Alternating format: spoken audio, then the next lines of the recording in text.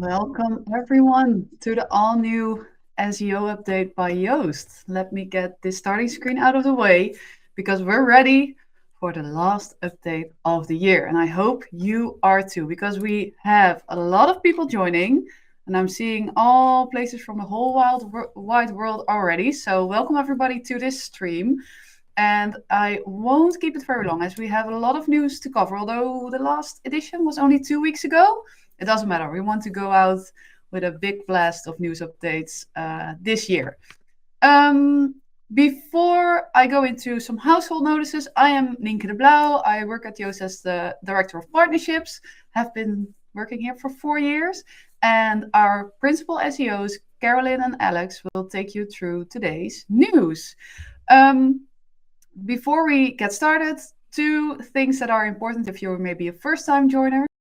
This edition will be recorded. Everything you need to know about the news, all the resources, and also the recording you can find in the resources list, and it should appear in a link below, but otherwise here's the link in the chat as well. Find all resources of this update right there. And obviously, we will have room for questions at the end of this webinar or update. So get your questions in the Q&A section. You can even upvote questions of other people if you find those interesting. We know which questions to cover first during the Q&A. We'll try to make as much time as we can for Q&A. But other than that, I think we're good to go. Okay, Alex and Carolyn, I'm inviting you on screen. There they are, looking all Hello. Christmassy. How awesome is that? Yeah, you just need to show it a little bit better, Alex. Otherwise, I can't even do. I'm on one of the standing desks, so there's not much flexibility I have now. I just making a suggestion. Oh, Carolyn's on mute. Wait, let me unmute. Wait, I can unmute her. Oh, yes, sorry. You have to stand up and show us it's a turkey because all we can see is it's brown and it looks like Mr. Hanky. It's a turkey. See, everybody. Wow.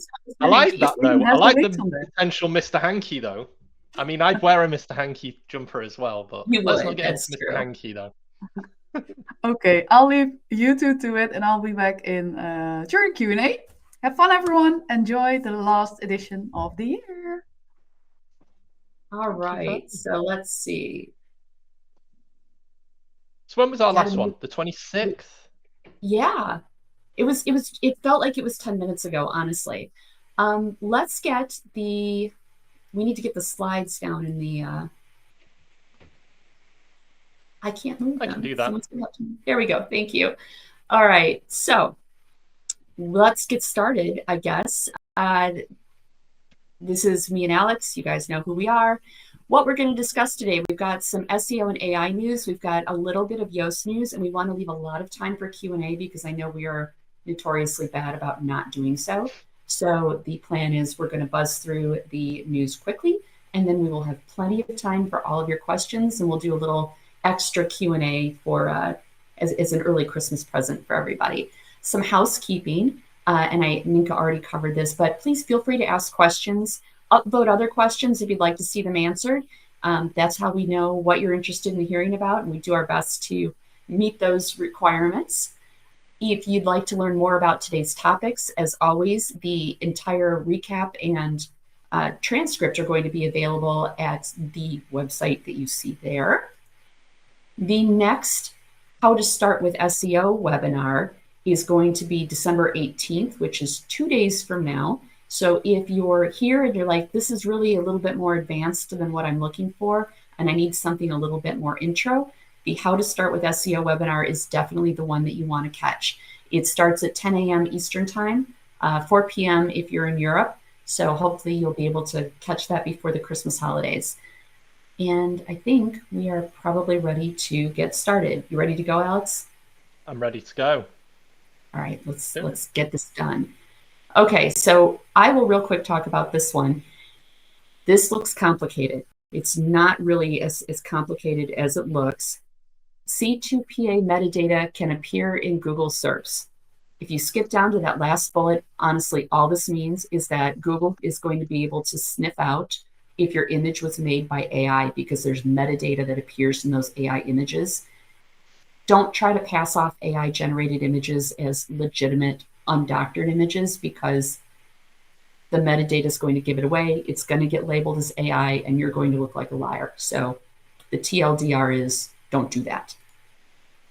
The next thing that we're going to have to cover is the first draft of the General Purpose AI Code of Practice has been published by the European Commission.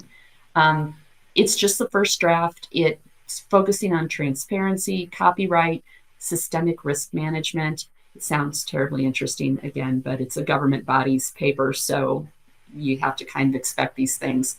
There's 4 drafting rounds, and this is just the first one. It's not going to conclude until April.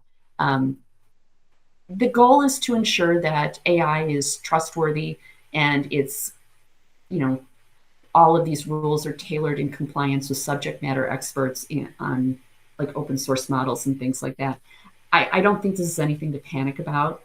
Like I said, there's 3 more drafting rounds after this one. We'll know in April if there's going to be any major impact to how we do business, but I don't expect there to be.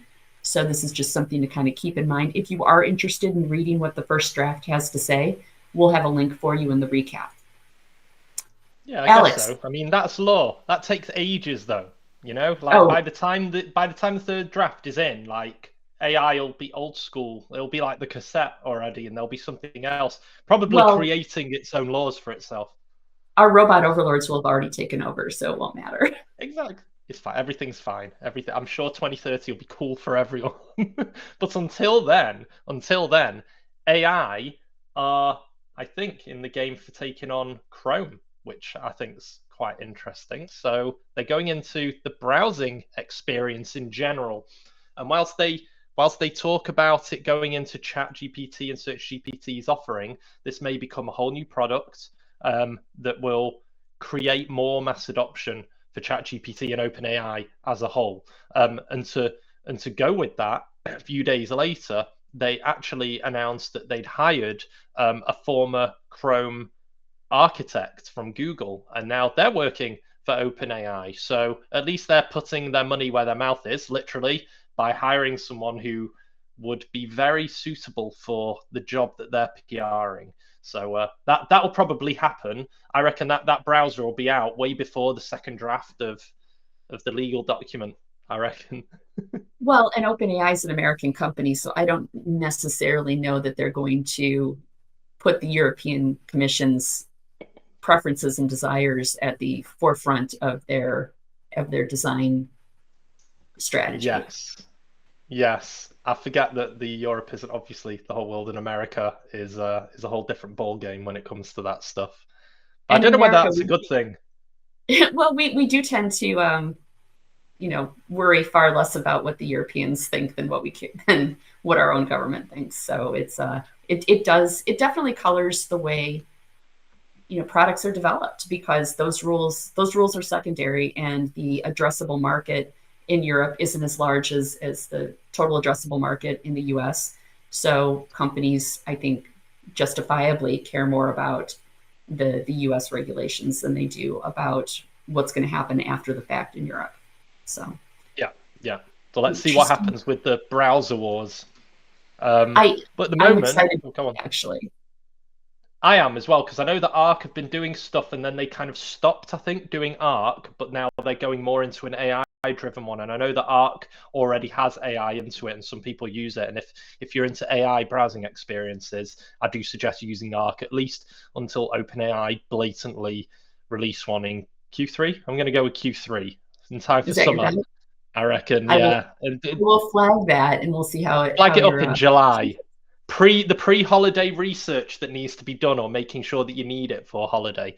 But up until that point, Google have added recommendations in GA about Merchant Center recommendations specifically to help fix product issues and way things are disapproved. And it's kind of connecting the two together, which I always find useful. And obviously for the e-commerce store owners who are listening to this will find it extremely useful that they don't have to just rely what's going on in Merchant Center, and they can be made aware elsewhere about things that they can optimize. which I think is pretty cool. Small gains, but every little helps, right? Every little bit helps, that's for sure. Apparently, Google Search has seen a UK decline. Yeah, I mean, we're more open to testing things, right? Now, You think so? also, we think so. Yes, we think so. I don't know so, but I think so. But I also, well, the second part of this title is very British, I think. You know, we express low trust in AI. Just change AI to anything new. We will definitely question those things. I don't know. As a Brit, I know that I'm stuck in my old ways with certain things. We are even discussing earlier today how I'm only now doing more and more ChatGPT stuff, and I felt like the Britishness in me was saying, no, I don't like change. I like my Google search bar, and that's where I'm sticking. Not as an SEO, but as a Brit. And now I open my mind to it, and maybe I'm now contributing towards this UK decline that I'm seeing, because not just me, but other people.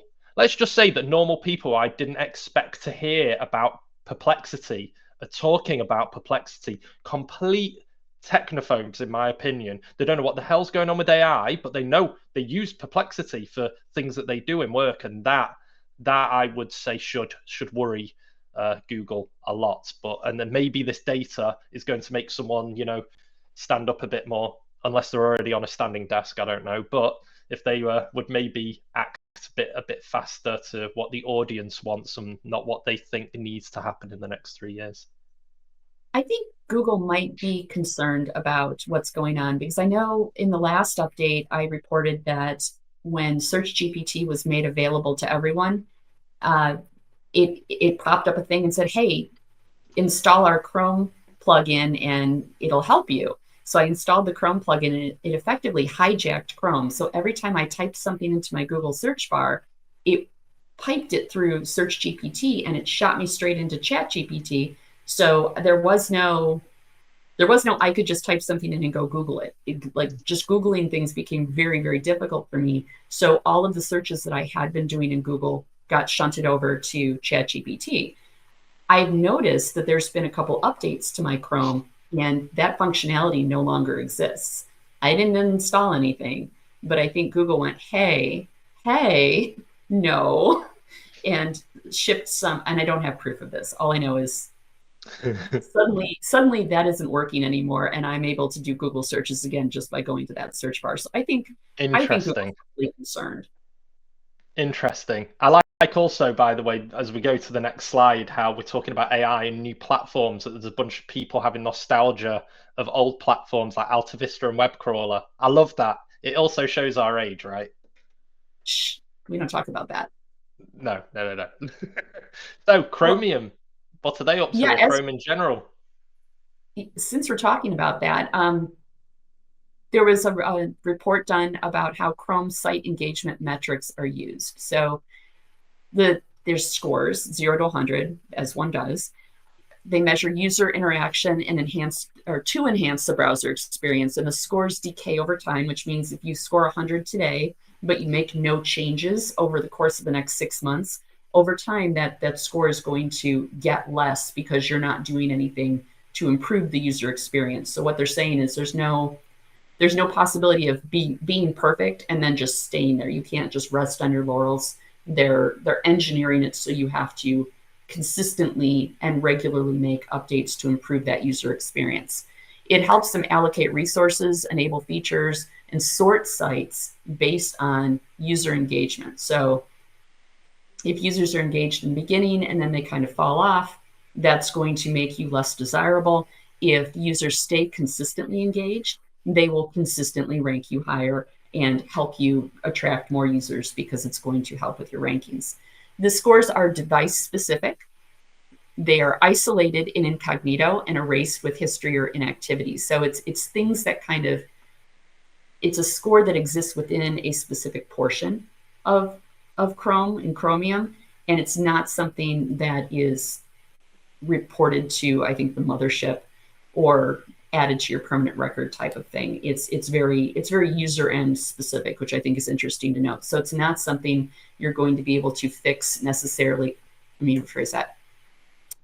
In the past, sometimes things would break for a certain device or for a certain browser, And as SEOs, we would look at that and say, I don't care that much about the people that are dumb enough to keep using that thing. The way this works is because all of those different things are scored, a bad score in one of those areas could affect things negatively everywhere. So you do have to kind of be concerned about the user experience of everyone, not just this is the browser I use, so this is the browser I care about kind of thing, which is, I mean, it's a subtle difference, but I think it's interesting to note. Yeah. I added what you can type into Chrome, or sorry, a Chromium-based browser. So if you're using Brave, etc., you can use it there. You just type that Chrome : blah blah blah in there, and then you'll be able to see everything you need to see. Oh yeah, excellent. And I've also added in Dejan's blog post that goes into highly technical detail if you want to geek out and see everything that it looks at. He can be very, very technical. So this would be a fun thing for you to test your favorite AI tool on. Feed his blog post into it and say, can you explain this to me like I'm a 5-year-old? Because I use that phrase all the time. It's very helpful, especially when you're trying to interpret something that is really outside of your field of expertise and you need some help digesting it. So this would be a great opportunity to test that functionality. Tell us about Bluesky, Alex. Have you moved over to Bluesky? No, I mean I bought myself, I secured my usernames as best as I could because I've not got the most unique name. But other than that, I mean, I think I'm the classic. I installed it once, browsed through it once, twice maybe, and then never went back. And maybe this is why I was skeptical about even including this as a news item, because right now, I'm sure that the data will say that 3 times as much engagement is happening on Bluesky. But 2 things. First of all, like, what are those numbers? What's that 3 times as much as what? What set of data? Is it a big set of data? That's one thing. The other thing is that maybe this is a trend, and I think that I use Threads as an example. When in the first 2 weeks you would hear lots of stories about its supersonic growth and how many people have opened a account, and then really, if you were to look at the same article 3 months later, that trend has gone way down, and it was just that FOMO of opening a new account on a new social platform, where I found, at least with Threads anyway, I think 95% of the updates were people telling me that they'd left X to go there, but I don't need to know that. I don't need to know that people have arrived somewhere or leaving. I think someone actually said on X, like, you're not an airport. You don't need to declare if you're leaving or arriving on a social platform.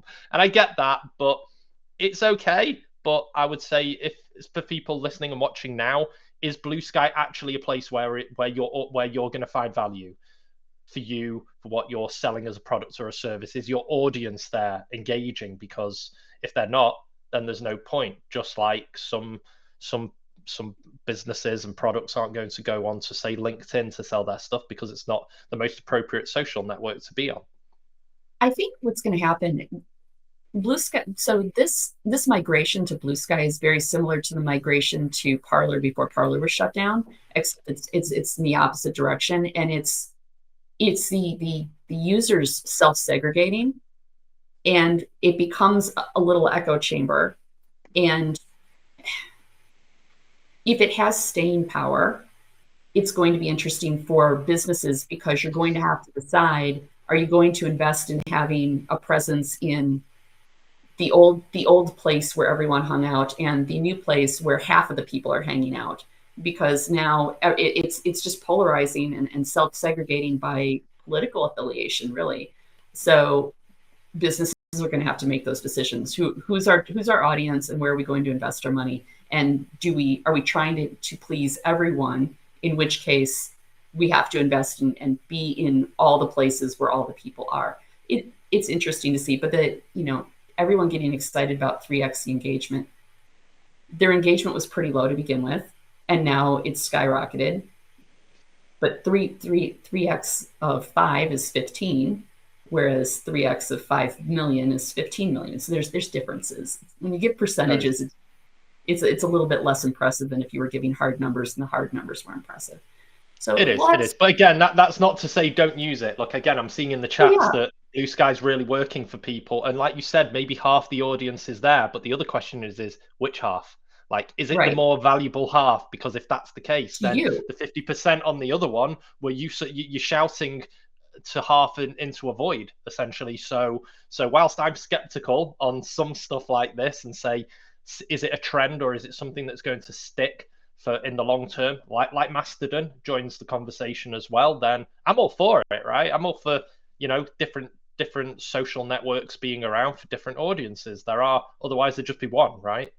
I am vaguely curious if a company tries to have a foot in both camps, basically, where they're advertising to people, let's say the people on the right that stayed on X, and then the people on the left that all went over to Bluesky, assuming that that's how it breaks down, if it breaks down cleanly.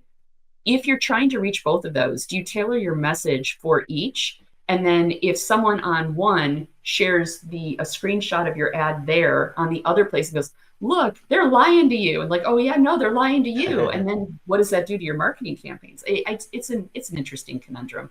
I don't know if it's terribly, it's necessarily SEO related, but it's interesting in terms of how you're going to divide up your marketing budget.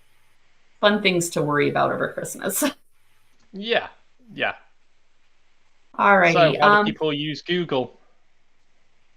So SparkToro did an analysis where they looked at 332 million queries over 21 months about how people are using Google. They found that Google does still hold over 90% of the market share and drives 60% of referral traffic, which is not unexpected. I think we all kind of knew that. A third of the searches being navigational and over half are informational. I think that's interesting because I think Google would like it to be a lot more commercial.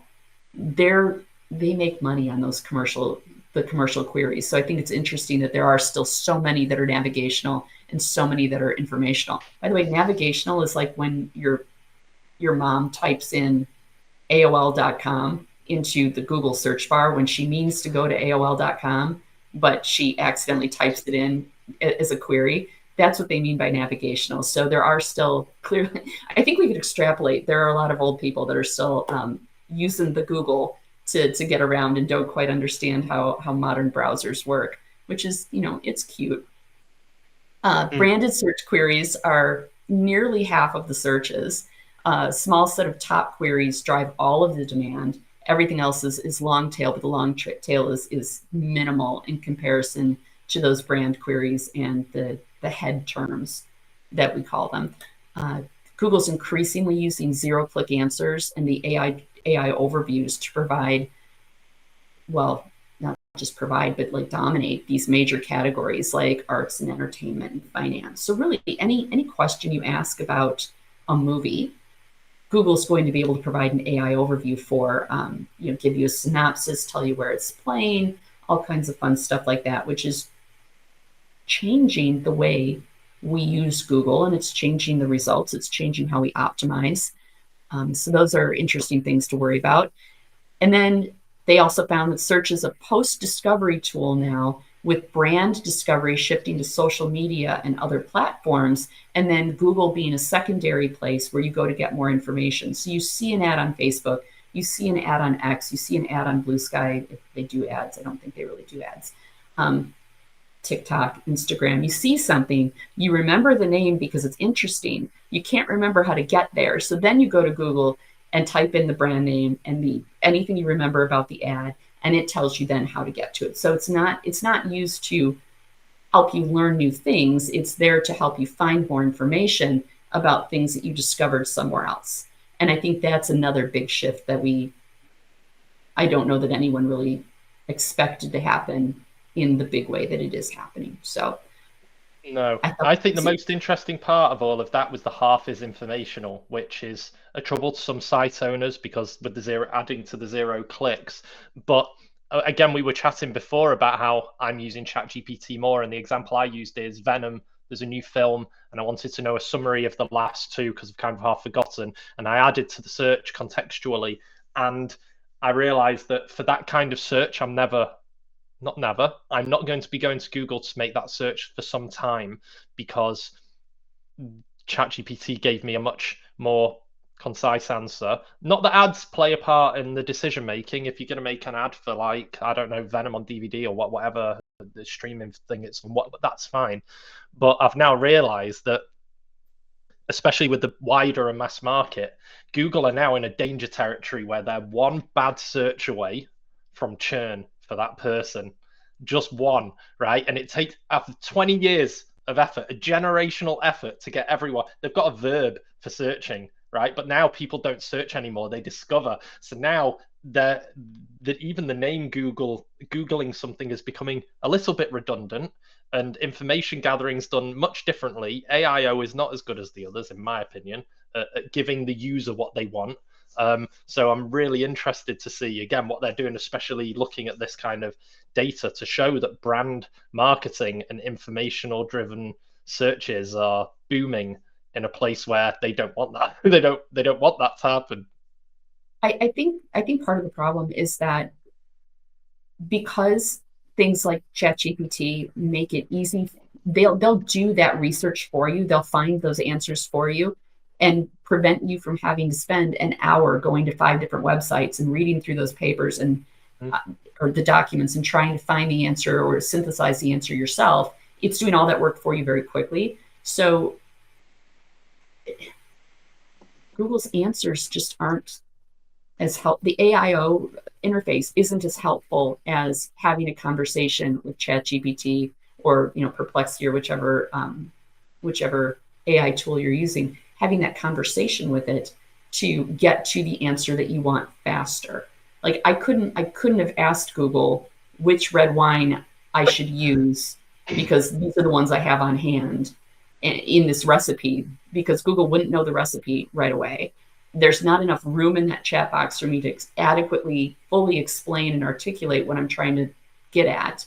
Whereas I can do that with ChatGPT. It'll rework all of my recipes and say, yeah, that Shiraz is fine. I'm like, okay, cool. Let's now change everything else on the menu to accommodate for the fact that I'm using the Shiraz instead of the Cab. And away you go. And then it does it. Google just doesn't do that right now, which makes it, that one bad experience where it's just so much easier to do this other thing and not go to Google for that. Alrighty. Alex, I heard the core update November finally finished just in time for the December one to start. Yes. It finished rolling out. There wasn't too much of a massive disturbance in the force of SERPs that has been noted. There's been no one who's been completely disappearing off the radar that maybe wasn't already in previous core HCU, or there may be, additional nails in a coffin that's already been made for them kind of scenario, which is, again, a shame because no one's seeing huge benefits still from HCU.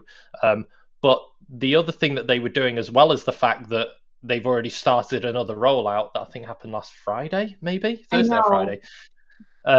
That's always mean, and they say that's mean, but I'm sure from memory they do this a lot. They do a lot of core or important updates just before Christmas to keep SEOs on their toes. I think it's probably some sadist who's working there who does it each year and with a an evil laugh. But again, it's not been the most volatile.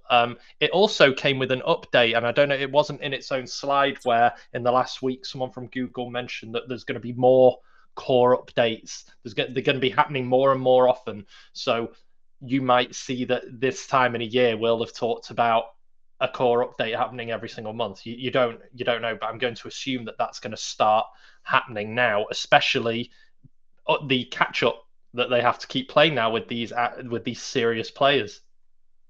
Yeah, and I think now that they've got AI tweaking the algorithm now, so everything is just happening so much faster. They don't have to wait for QA and for all of these other things that they would normally have had to put through different cycles and phases at work. So everything is like every timeline is just compressing, and I think we're just racing towards the singularity. That's just just the light-hearted stuff you want at the end of the year, right? Just in time for the Christmas movies. Pretty much, yeah. Yeah. All right. So the other fun stuff that happened is OpenAI released ChatGPT o1, which is the world's smartest language model. Their words, not ours. Mhm. It's $200 a month. I'm Yeah, sorry, I don't use it that often to justify that kind of expense. But hey, if you can afford it, then go for it and let me know how it works, because I will not be investing in that. I'm I've sure been there'll pretty be micro influencers who have invested to A, get status, and B, get a lot of engagement so that they'll get a return on that $200 maybe by going on X, saying, here's I what I found, that kind of stuff. Well, the micro influencers probably got financed by True. OpenAI to try it out and then promote it. I very much doubt they're spending that kind of money on their own. But True. these are the kind of people that buy Lamborghinis recreationally. So what do I know? Exactly. Um, Exactly. I just don't think that the normal person needs all of this, at least right now, on the level that you would actually want to pay $200. My prediction, in 6 months, this will probably be part of your $20 a month package, and the $200 will have something else that none of us even know about yet or even heard of. I've been real happy with the 4.0. I haven't had a need to use anything beyond that, and so I don't know. It would have to be really amazing, and like clean my house too for $200 a month. It's just Exactly. Exactly. As well as that, again, I don't know if it was also in the news, which I know is the next slide, but I yeah. do know that it wasn't in the slide in this slide. So it didn't get into a slide by now, but Sora has now gone on general release, I which is did the hear that. OpenAI video service that people can now go and check out. So that's another thing to check out. So, but what else happened in the news? So I did mention that OpenAI hires the former Chrome engineer, so that's already been covered. Google Business Profile targets age-restricted products. If you sell like adult material and like tobacco, things like that, then you can now have more specific stuff on your profile. There's a new Google Analytics feature that helps hidden product listings, which I think, oh no, we covered that in the slide. I think it got into both. So it's very Mhm. important for e-commerce that we needed to mention it twice. Bing Webmaster Tools only shows data for Bing and Yahoo, but not ChatGPT. Although in GA4 there are ways of finding. I can't. It's not open on my other tab at the moment, but there is a way, and I did mention it in the last one, of how you can navigate to see how many people are coming into the site through ChatGPT. And no, it doesn't tell you what the prompts were that made them get there. Google Search CTR reveals shifting industry trends. That's quite a long read. So if you're into industry trends, I suggest you go in there and check it out. That was on Search Engine Journal. And lastly, Google uses about 40 signals to determine canonical URLs. So what did you say, Carolyn? Don't mess them up. Well, it's relatively easy to not screw it up. So just don't screw it up. If you provide a canonical for a piece of content and don't send mixed messages, because it's looking at a lot of things. It uses the things that it looks at to pick the correct canonical if it believes that the canonical you provided is bad. So don't give it a bad canonical and it won't look for reasons to replace it. Just don't screw it up and you'll be fine. Yeah. And I think that's all of our news. I think the only thing that wasn't totally newsworthy maybe is the one bit of WordPress news is that Automatic acquired WP AI, which is a service that would bring AI capabilities into WordPress. It's probably not going to be newsworthy now, other than me saying it, but I reckon in about 3 months we'll be chatting about this for about 5 minutes about what they've done with that acquisition.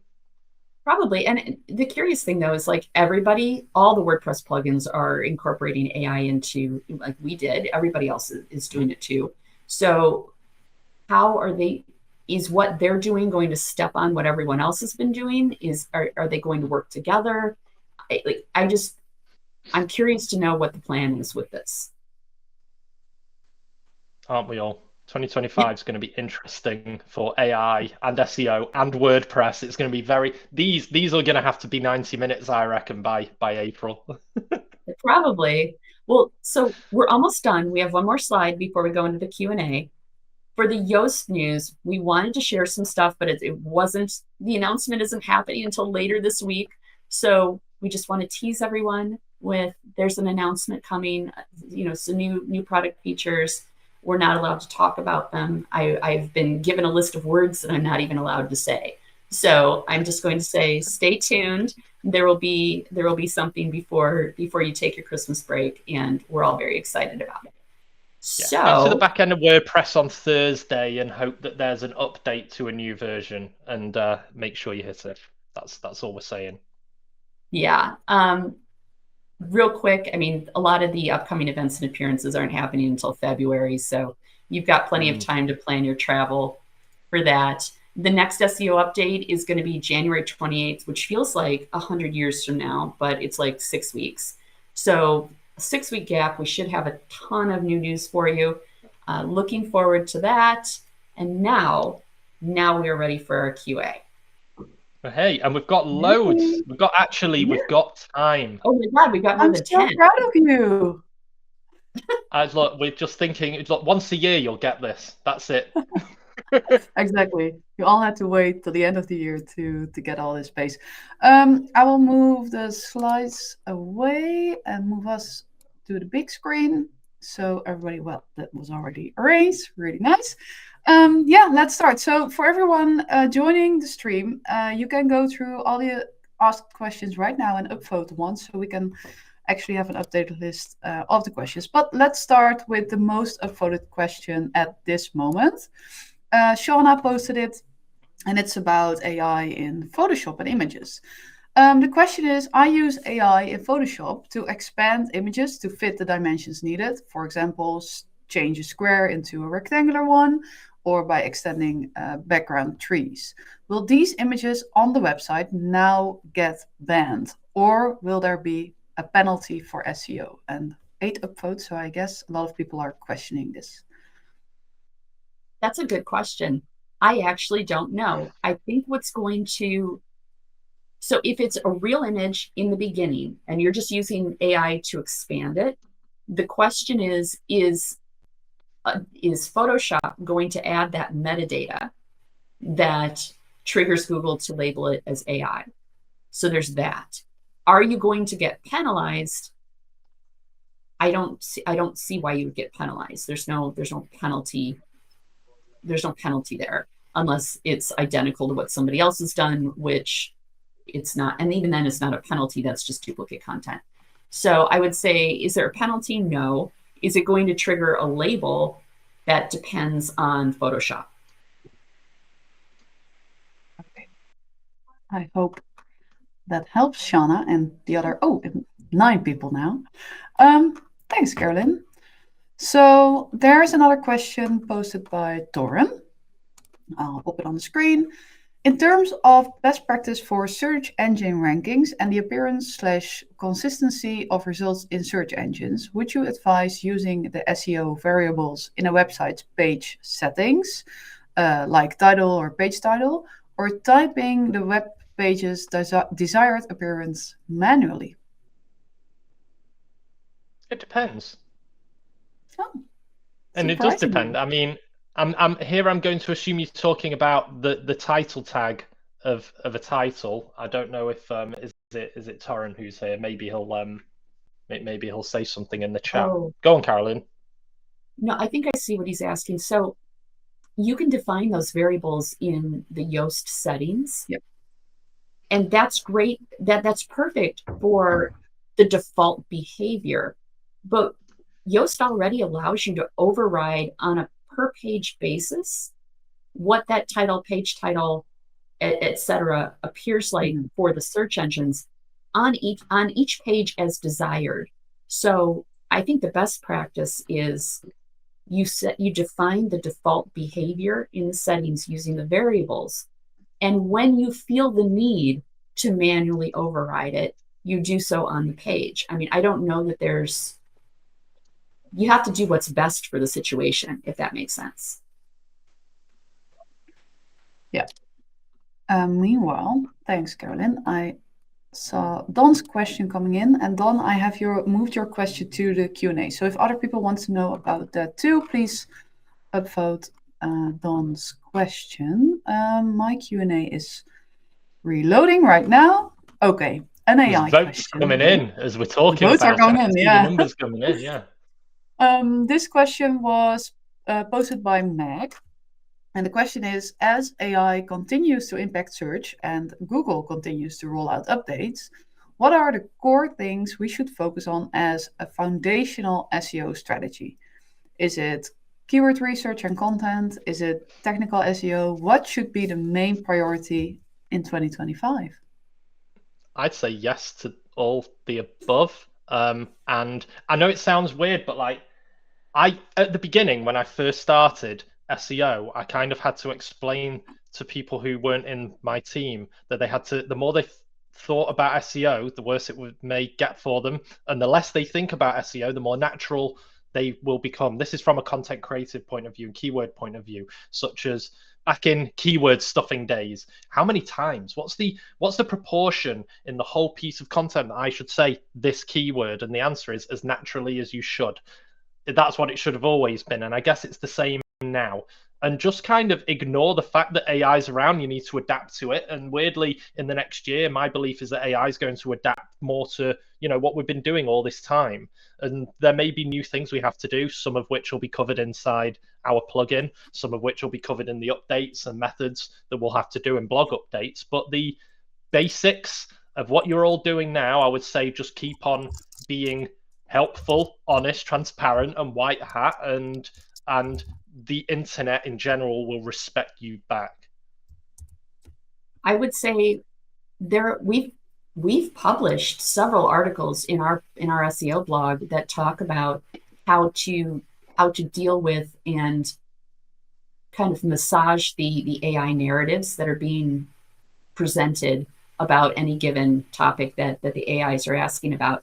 The goal going forward is less to just rank and more to be one of the citations or sources that the AIs are using for these answers. And how are they deciding what to use as the source? They're looking for consensus. So if there's a consensus answer, are you one of the consensus answers? Are you providing robust information? Are you an authority on that subject? So this is all about the EAT. Are you doing all the things that are going to elevate you to an entity that is recognized for having expertise in whatever particular field you have expertise in? And I think the EAT portion is what you're going to need to be focusing on. That being said, I can think of 3 or 4 articles that we recently wrote in our blog. So if you want to go check there, there's a lot of information on how you should be prioritizing your tasks going forward. Cool. Meanwhile, I'll read the next question. And Carolyn, maybe if you can quickly put up those, or at least one of those posts. I'm not sure if you... I'll give you some time. I'll just pick a really long question to read out loud. Okay, let me refresh for a bit. I think this ties into... what? Have we got to go with the 10 vote? Or are we going with the long question? Yeah. No, I'm going with the 10 vote because I think that's a really important question in URLs. In the age of all the AI search. Okay, Derek asked the following question. How important are websites going to continue to be as a definite source of info and content for businesses, especially in the age of no-click discovery? There's the word discovery already, Alex. You did a great job. Yeah, I know. I think they're going to be very important. They're going to be as vital as they were before. If there is no information to discover, there's nothing to not click. Like I would say we should still be contributing towards the web and its content, and doing so, we will still get cited in some way in the future, so long as there's got to be something to discover, right? Otherwise, there's nothing there. And without the site, Google can't source the site. Think of the search engine; they're just middlemen, right? Middle machines. I don't know what they are. they're the messenger. They're the messenger between what you want and the answer. And if they don't have the answer, they can't be the messenger. So they need the creators more than the creators need them, even though the power play doesn't seem that way at the moment.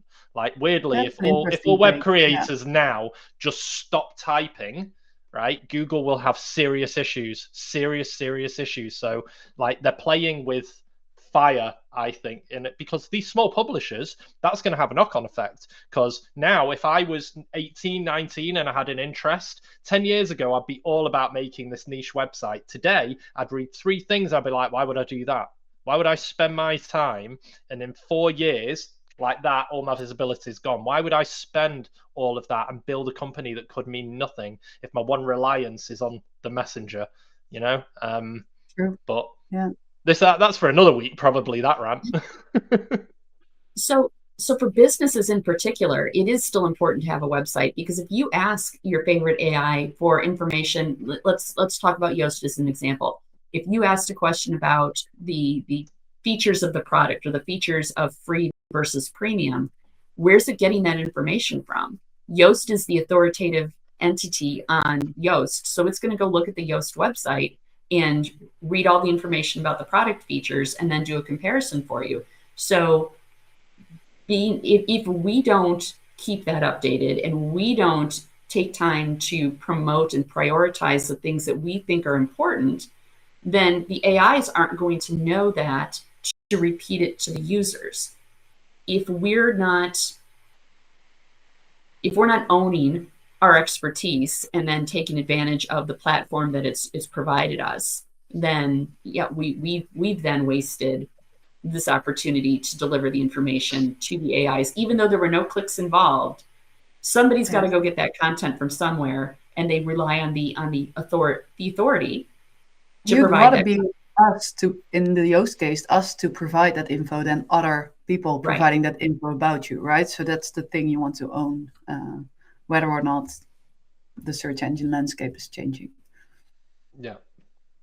And I also get Big Boy Travel's issue. Like, you don't care as much as being cited as an AI answer. We want to retain our traffic. So, but the problem there is the only reason you could, okay, I don't know your specifics, but I'm going to make some assumptions.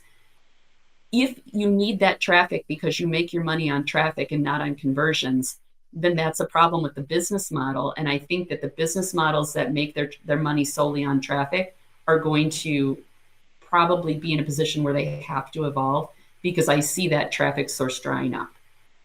Mm-hmm. Yeah. That's one, and it's one channel. Remember that. Like, spread the channel. It's like any business will say, any service led business won't say, well, make sure that less than 30% of your turnover isn't with one client, one supplier, because then that's an issue.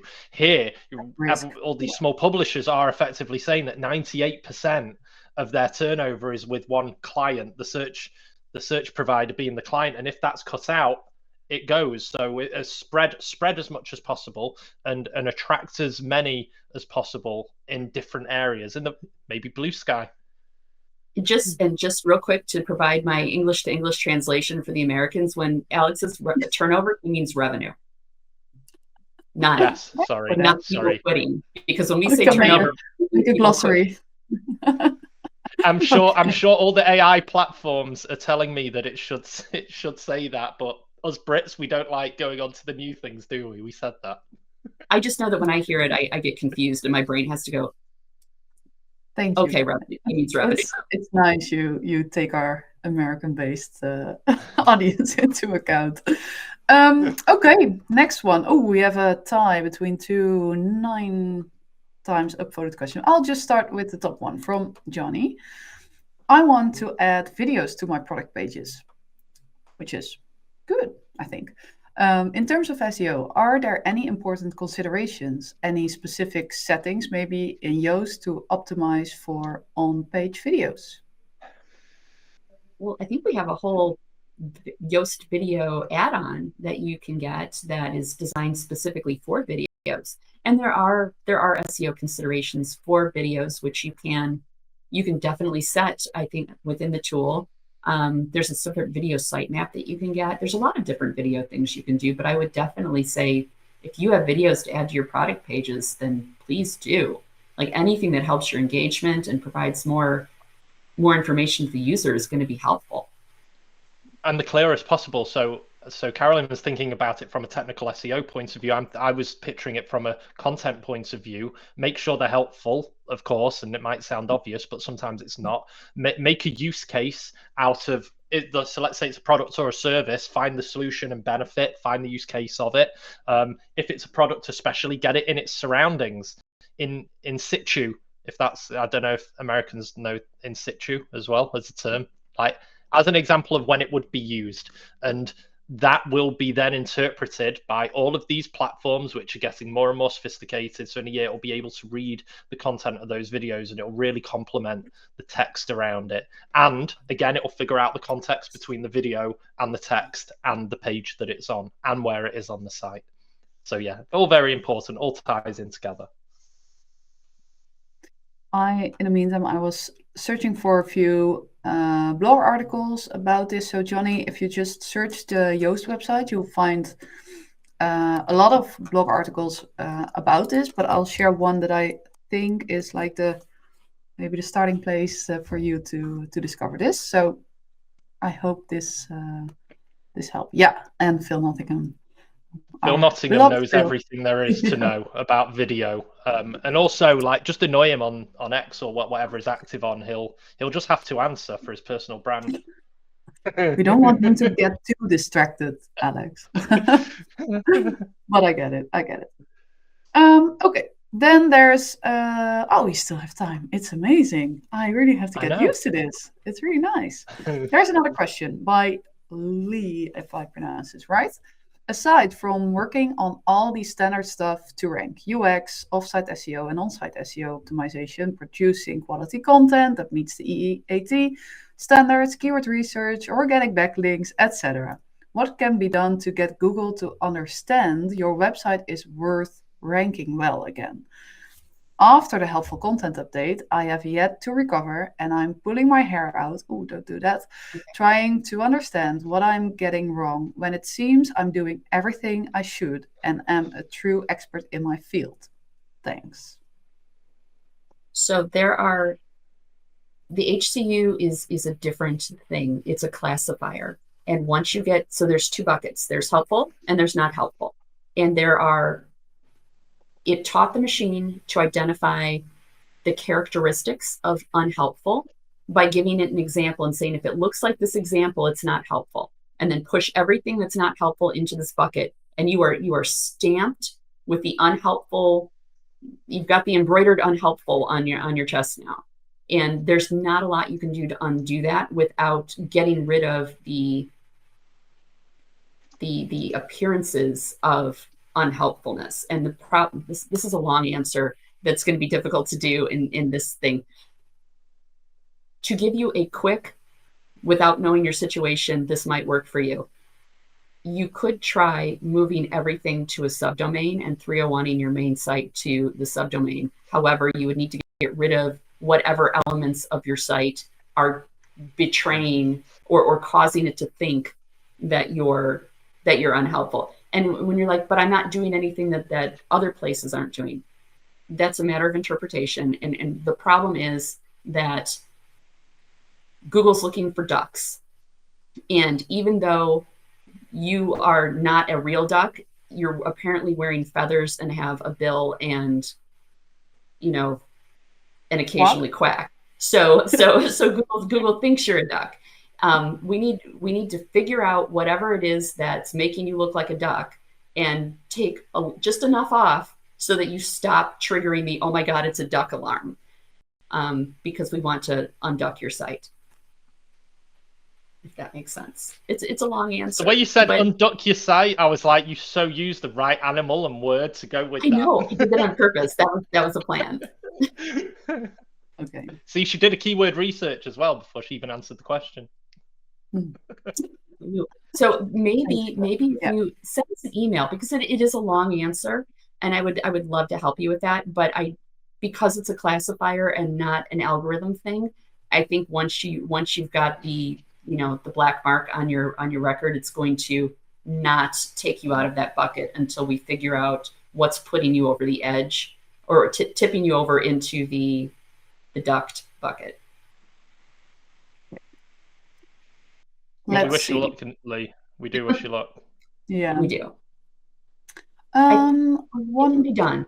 Other sites have done it, so we just need to figure it out. We have another question from Don. I think it's the same Don. I didn't remember the last name.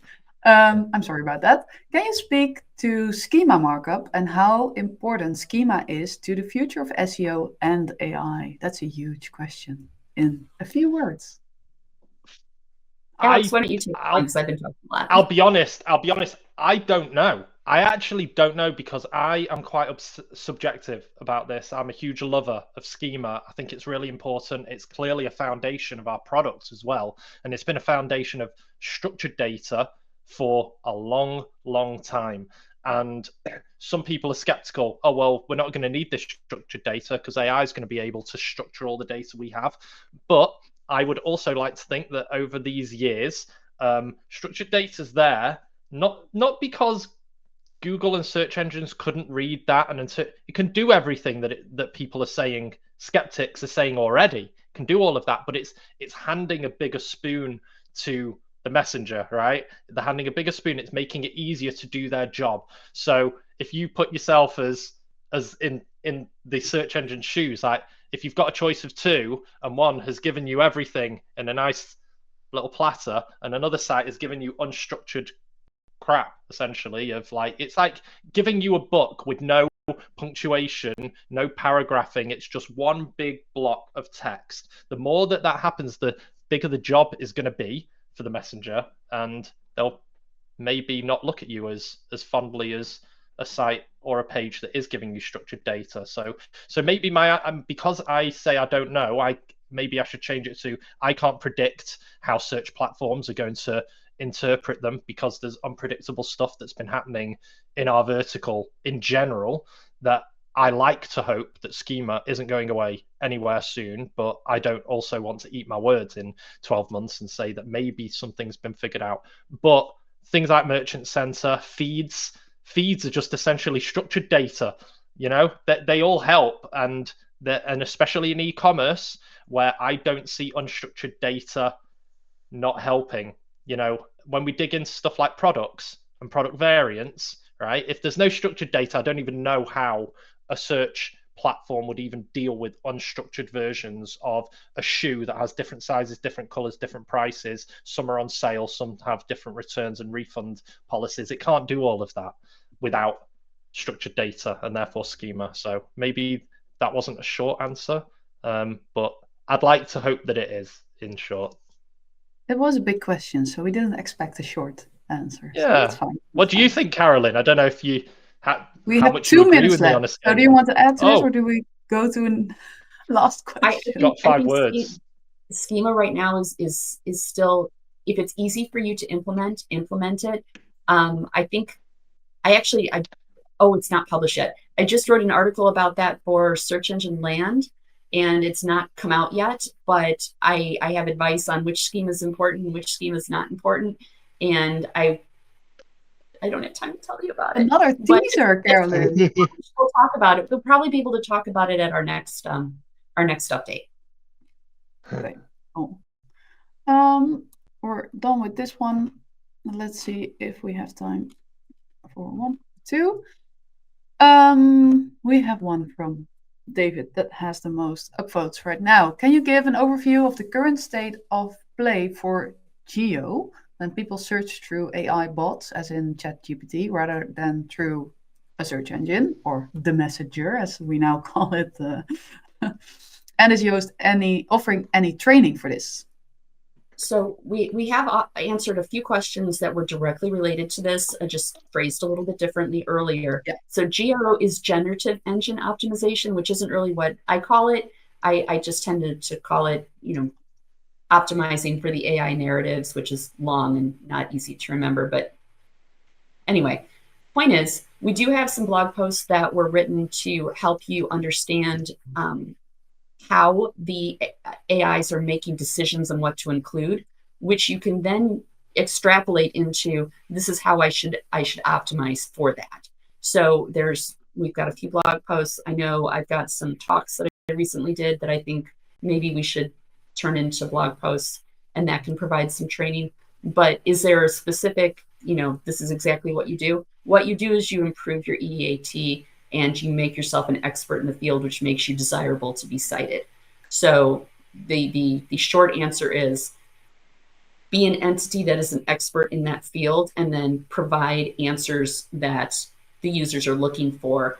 And then you're improving the odds that you will be a cited source. Once you're a regularly cited source, you will be a cited source for all manner of things that are related to that topic, and you can exploit that to your heart's content.